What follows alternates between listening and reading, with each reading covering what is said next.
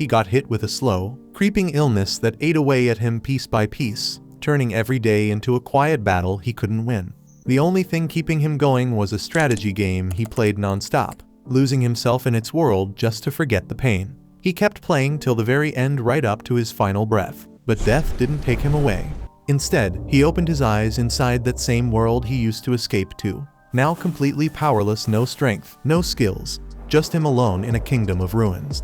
Now trapped in the game that once gave him comfort. He's got one choice: fight to survive, claw his way back from nothing, and rise to rule the kingdom that's become his new reality. This one's about Takuto, a guy obsessed with an empire management strategy game called Eternal Nations.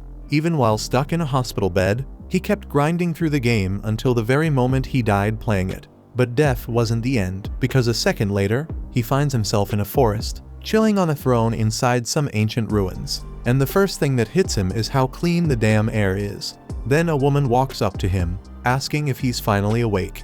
And when she shows her face, he knows right away it's Atu, that elven character from the game. She calls him His Majesty, and that's when Takuto starts thinking what the hell's going on. Being a hardcore anime guy, he quickly figures he must have gotten isekai'd into Eternal Nations. Only thing is, the only person Atu ever calls king is the ruler of Minagra, the same nation Takuto led back when he was still playing. She speaks again, and this time calls him Takuto-sama. She says he's the first person who ever beat the nightmare difficulty using Minagra, the hardest damn civilization in the game. That put him right at the top of the leaderboards, giving him legendary status. Now Takuto's even more lost. How can a game character know stuff from outside her world?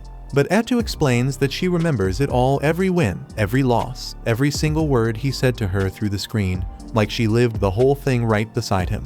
That hits Takuto hard.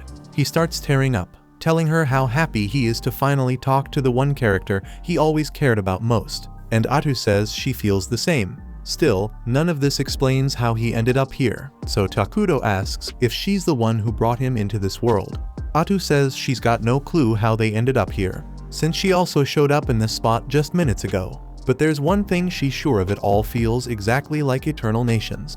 No matter where they landed, she's glad they finally met for real. And while holding his hands, she tells him they can start their journey all over again from the ground up. She says she wants to build another empire with him, one where it's just the two of them, and since Takuto's got no other reason to keep going, he decides to share that dream with her.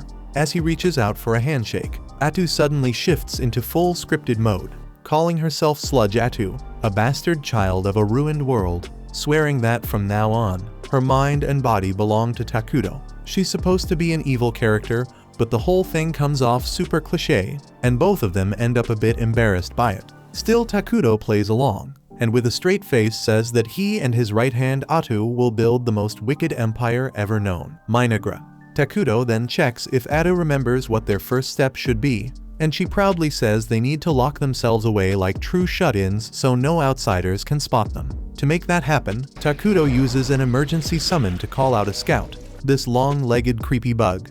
Since their nation represents evil and decay, all their units look nasty as hell, and this bug is no exception. Takuto tells the scout to scan the area, and Atu adds that it better not let the king down.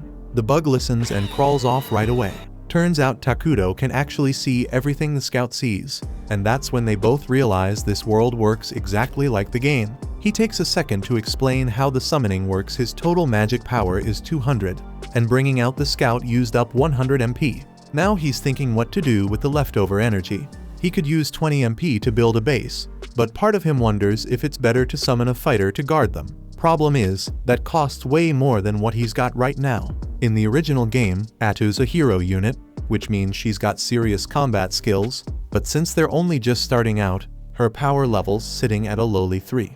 They move on, and thanks to the scout's report, Takuto gets a pretty clear picture of what's around him, mostly trees stretching out forever. That actually makes it the perfect spot to set up Minagra's base, though Atu thinks it's weird that there's no sign of animals or food anywhere nearby.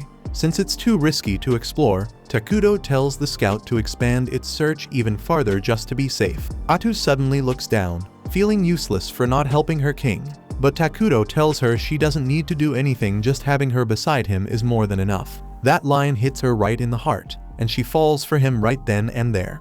While all that's happening, the scout finds something, a camp full of dark elves hiding out. Takuto starts thinking hard. If he walks into someone else's turf by accident, it's gonna cause trouble, so the smart move is to stay low for now. Atu agrees, saying if things go south, they can always make a run for it, which gives Takuto a little boost to keep watching the elves from afar and figure out what they're doing in this place. But then out of nowhere, 3 dark elves pop up and catch them off guard. Takuto's stunned. The same elves he was hoping to avoid are now standing right in front of him. He and Atu try not to panic, and in moments like this, staying chill is the best play, so that's exactly what they do. Meanwhile, the dark elves have no plans to fight anyone. They got kicked out of their city and were just trying to stay alive, leading everyone they could deep into the forest for safety. After all that struggle, they finally find a spot to rest in this cursed land. But they've got no food left, which means their kids won't survive long. Captain Nagi leads what's left of his forces through the accursed woods, but the fear is starting to show. They're wondering if this whole thing was a waste of time. The land's cursed, and food is nowhere to be found. Some of them start whining that they should have stayed and died in the city, since they're probably gonna drop dead here anyway. They talk about the old rumors that say this forest was cursed by some man, and nothing alive can thrive in it.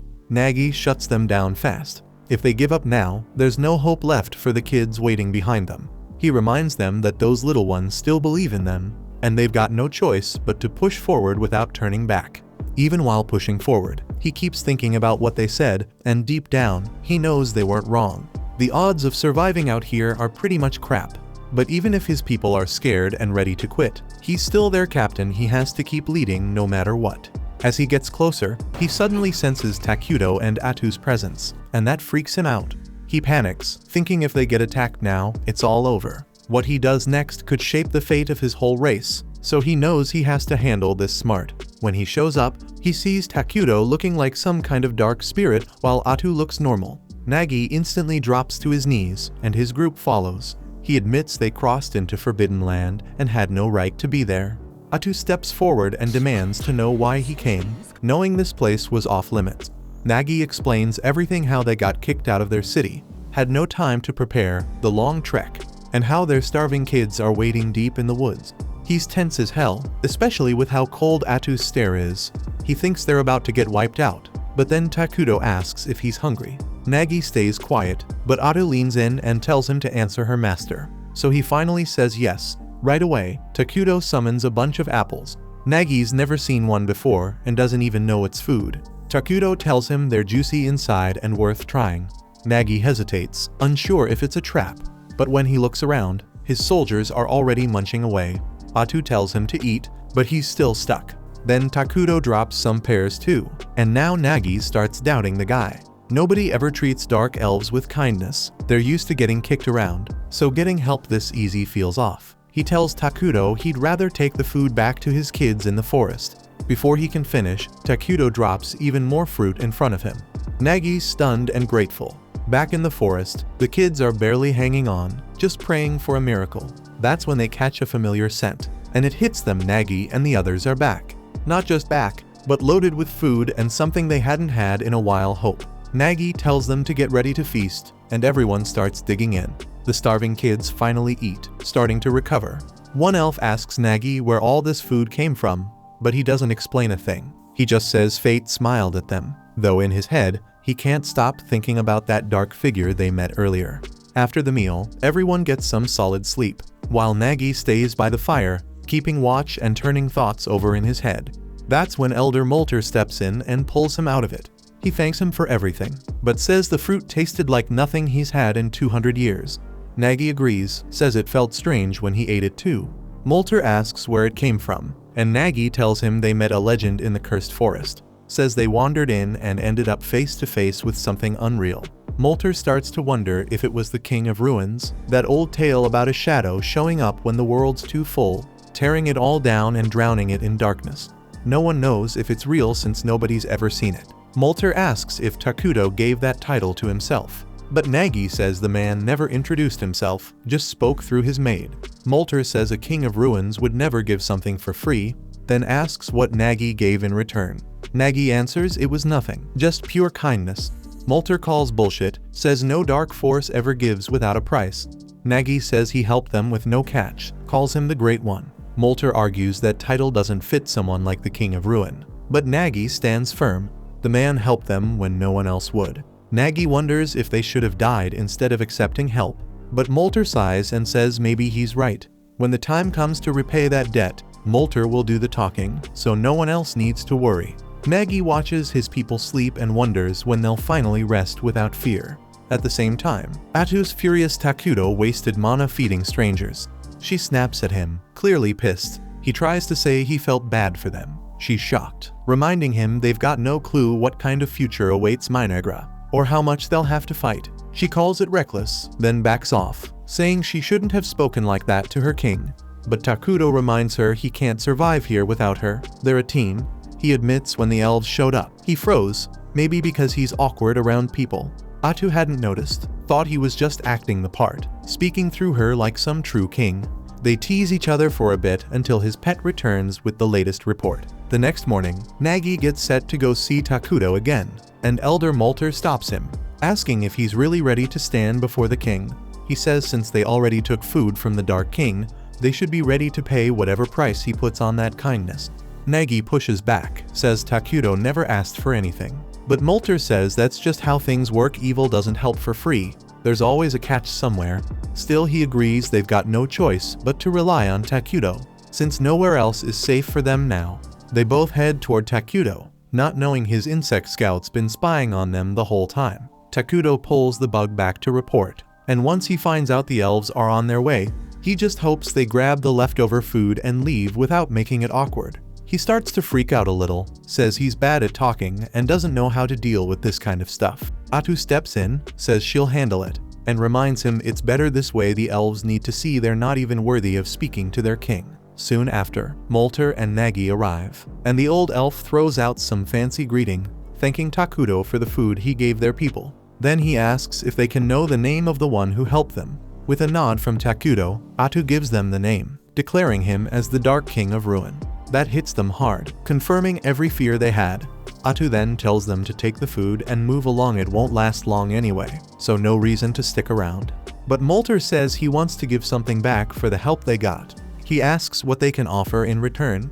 Atu shuts that down real quick, tells them they probably don't have anything that would please her king, so they shouldn't even try. Then she looks them over and asks if they honestly think they have anything valuable left. Molter hesitates, knowing deep down they've got nothing worth offering. Atu catches that pause and shoots him a cold glare, asking if he's planning something. Molter starts losing it, and Takuto can tell things are going downhill fast. He calls over Atu to talk, and she's clearly not having it, says he's going way too soft. To her, those two clowns don't even know how to negotiate, and if this keeps up, they'll end up dragging him down. She throws out the idea of wiping them all out and lining their heads up on pillars like decorations. Takuto tells her to stop acting like she's about to turn the place into a Halloween attraction. He says the elves clearly want peace, and they're trying to repay him out of respect. He suggests asking for something they can offer instead of handing out food for free. Says that'll keep things balanced between both sides. Atu rolls her eyes but agrees, then turns to the elves and announces that her king will accept their offerings. When Molter's face eases up, both Takuto and Atu realize how nervous he really was. Dude legit thought Takuto was one of those bloodthirsty villains. Atu calls him out for that, but then freezes, not sure what to even ask in return. That's when Takuto gets an idea and tells her to ask them for information about the world outside. Molter lights up and swears he'll tell Takuto everything he's seen and heard out there. Atu nods, then adds that once he's done, he and his people gotta pack up and leave the forest. That hits hard, and both he and Nagi flinch at the order. They say they'd prefer to stay under Takuto's protection, but Atu shuts that down real quick, says if they're serious about surviving, they'd better stop acting greedy. Nagi tries to speak, but Molter shuts him up, says the king gave an order and they're gonna follow it. They start heading off, but Takuto watches them go and feels that not in his gut something about it doesn't sit right. Then he gets an idea and calls out, asking Molter and Nagi to stay and become citizens of his kingdom. They're stunned, but not nearly as much as Atu, who turns to him and asks what the hell he's doing. Takuto reminds her about the refugee system in the game, the one that lets them take in other races as full citizens. Since dark elves are neutral, they'll adjust just fine to the kingdom's dark nature and get along with the other species already living here. Atu's still unsure, saying evil-aligned species tend to clash with each other, but Takuto reminds her that their main race, the homunculi, look like humans who got torn apart and stitched back together all wrong, and there's no way they're hanging around with them forever. That image flashes in Atu's head and creeps her out so bad she agrees immediately. She turns to the elves and says Takuto's building a kingdom right here, and he's willing to take them in as citizens if they swear to serve him. Molter's a bit shaken, asks what that means for them, and Atu lays it out plain they'll become evil beings. But she smirks and tells them being evil's a hell of a lot more fun than it sounds. Not long after, Takuto and Atu make their way to the Dark Elves' camp, where everyone's lined up waiting. The sight of him sends chills down spines, and some of the weaker ones just drop after one look. Takuto sits on his throne, Atu right by his side, and she tells the elves they're now becoming citizens of the Dark Kingdom of Minagra. She checks one last time if Takuto's sure, and when he nods, it's done. The elves are officially in, and Atu welcomes them, saying their survival and safety now rest in their king's hands. Nagi stands there confused, thinking that becoming evil would feel different somehow. Then he says it out loud, and damn near regrets it right away. Hate starts bubbling up in him and the others like a fire, and they start remembering every bit of pain their people ever went through. They want payback, and the two regular elves with them start getting real nervous. Seeing how messed up everyone looks, Takuto quietly asks if they're okay. Nagi can't hold back his tears, realizing for the first time that someone actually cares about him and his people. The Dark Elves begin cheering Takuto's name, crying as they do, and he just sits there, kind of overwhelmed by the whole thing. A few days later, Takuto gets a map of the whole continent from Molter, and the second he sees it, he damn near collapses. Atu asks what's up, and he points at the map, telling her to take a look and see how crap their starting point is. Turns out, they're stuck on a continent already home to two massive overpowered nations. One of them is the Holy Kingdom of Qualia, a human nation worshipping the creator Arlos, and they're pure good-aligned fanatics. Then there's Elna, the Alliance of Elementals, where nature-worshipping elves live, and they're also on the good side.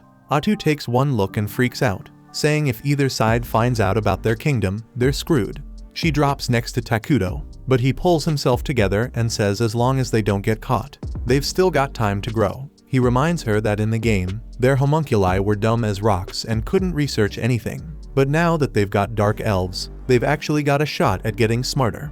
Not long after that, the Dark Elves come visit again, and this time Nagi brings along someone new, his assistant Emily. He tells Takuto she's got brains, knows a lot about other kingdoms, and will be way more useful than any of them. Atu nods, says the king's pleased with their efforts, then adds that they'll be stepping into bigger roles now, because it's what Takuto wants. First thing she does is make Molter the head of internal affairs.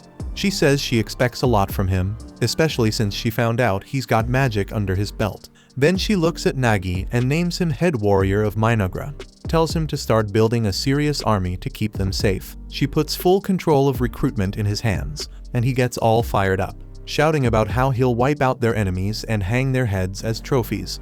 Takuto's already grossed out and says that kind of stuff is savage. Atu turns to the confused elf and explains that their king is more into peace than bloodshed, so he better chill. That leaves Nagi scratching his head, wondering why the hell a Dark King of Ruin would care about peace. Molter smirks and throws a jab, says unlike Nagi's musclehead ass, he's got brains and will actually be useful. That hits Nagi's pride hard, and he fires back, telling Takuto he's young, strong, and can work without breaks if needed, ready to prove he's not just some meathead. Atu has no clue they're just trying to win Big Evil Daddy's attention. She just thinks they're a couple of overworked maniacs. She turns to Takuto and asks if they should throw them a task to gather supplies or something, and he suggests making them clean up the area and build a few homes while they're at it. She passes that on to Molter right away, tells him to gather timber for housing, but to leave most of the forest untouched. Molter nods fast, says it won't be a problem since Dark Elves are used to living in the woods anyway. Takuto then tells them to regrow the areas they chopped down, but that throws the elves off. They don't know what the word even means. Takuto picks up on it quick, figures their civilization's too behind to even grasp reforesting, so he asks if they at least know about military magic or the 6 major elements.